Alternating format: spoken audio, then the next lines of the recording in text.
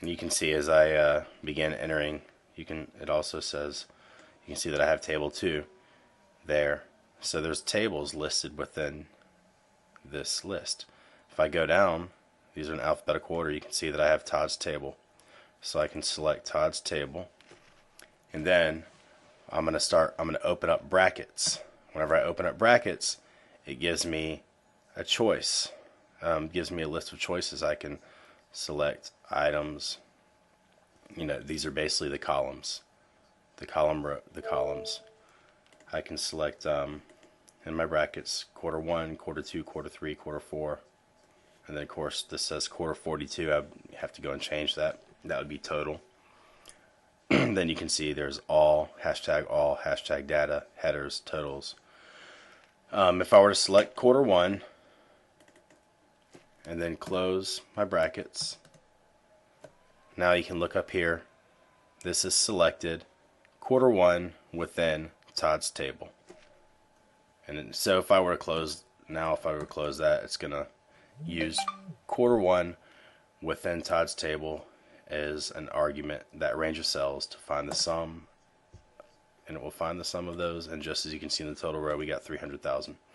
Okay, equals sum. Now if you start memorizing your tables, if this is something that you work, an Excel worksheet that you work in a lot, you could start memorizing your tables, and right there hit Todd, and then it automatically appeared. I just selected it, open brackets.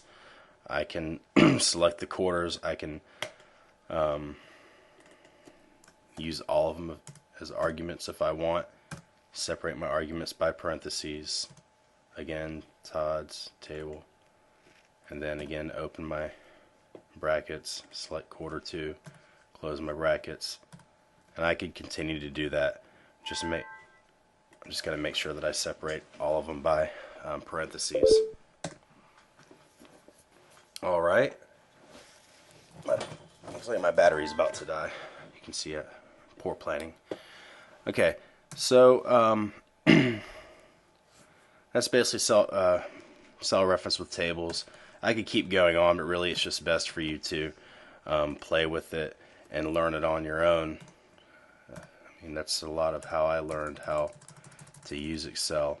I guess I'll do this a little bit more just so you can see some examples. Okay, open the brackets. If I were to select all, that's going to select the entire table. I'm going to close my brackets. And it's going to give me the result of all. It's going to give me the sum of all quantitative data that's in the cell.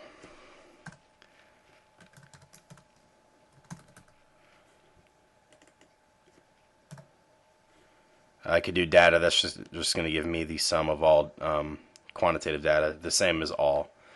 Headers, that doesn't really make sense. Our headers are qualitative data, so we wouldn't want to find the sum of headers, but that's what it would do. Totals, there it's giving me the sum of all totals. And, again, this is just cell reference. This will work for many different functions, but I'm just kind of showing you how when you use tables, you can refer to cells by names and column headers instead of just generic cell addresses. Okay, now the next thing I'm going to go over is circular reference. What circular reference is whenever you refer to a cell, when you insert a function or a formula into a cell, and that function or formula refers to the cell that it's inserted in. And what I mean is, you can see here I'm going to insert some data, and then in cell B9 I'm going to say equals cell B7 plus cell B8 plus cell B9. And B9 is the cell that I'm inserting this formula into. And then when I hit enter, you can see that there's a circular reference within our formula, and that could cause our formula to calculate incorrectly. And more than likely it would. You can see there we just get a 0 when I hit when I pressed OK. Okay, if you want to learn more about circular reference, you can go ahead and enter in a circular reference type of formula just like this.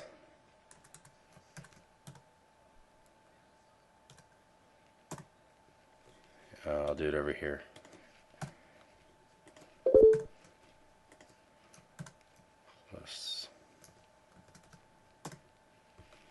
See, I already pressed OK, so it solved the problem. But if you click Help, Excel will give you a window that will provide you details of circular reference so you can learn more. You can also just click on the Help tab and navigate through that to learn more about it. Okay, there's times when circular reference, you can use circular references to your advantage, and there's times you're just going to need to do it. It's going to be a lot easier than trying to run through the calculations over and over and over again in your head or on paper. Why not just use Excel? Okay, so you can see here I have basically just a little model I threw together. We have a company that has revenues of $1.5 million, expenses of $600,000, and then we're going to have salaries. The company pays the employee salaries based on the net profit, so they're commission based, 10% of net profits. The problem here is our net profits are going to be revenues minus expenses minus salaries. So our net profits are dependent upon revenues, expenses, and salaries, but salaries is dependent on net profit. So salaries and net profit are dependent on each other. Our formula for net profit, or for salaries, would be 0.1, which is 10%, times our net profit. So I have to equal, I should know that, equals 0.1 times our net profit. Then we have a circular reference there. Okay, I don't know why this is saying value, giving me a value error. Minus. Okay, but there we have a circular reference problem. Because net profit is dependent on salaries, and salaries is dependent on net profit. The way that we can resolve this problem is by allowing Excel to enable iteration calculations. So I'm going to click File, go to Options, click the Formulas tab, and then over here in the Calculation options, I'm going to enable iterative calculation. I'm going to keep the maximum iterations at 100 and the maximum change. Press OK, and what it did was it ran the calculation through as many iterations as it needed to until our salaries were 10% of our net profit.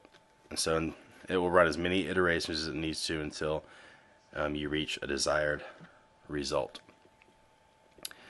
Alright, so there is an intentional circular reference that you could use to your advantage. Okay, the one other thing I'm going to cover, and just kind of winging this part of this tutorial, you can refer to cells within other worksheets and other workbooks. So you, here I'm going to insert a formula into cell C6 there, and then I'm going to click on a different tab and refer to that cell plus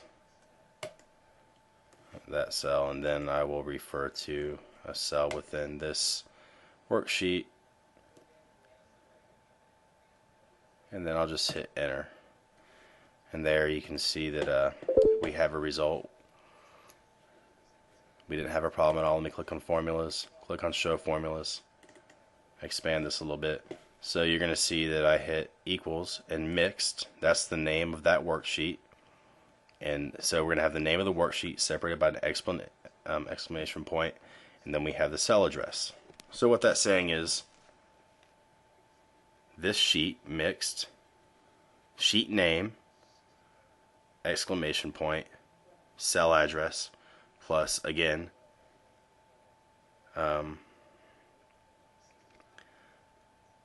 plus this is within that cell Todd's table, totals, so it's referring to the table. Even though we went to a different sheet, this time it didn't even have to specify the sheet because it was a table, and Excel knows that that table is within that sheet, so it didn't even need to specify it because it's within a table. So plus Todd's table, and then of course the brackets, which we went over earlier, totals, the totals and Todd's table,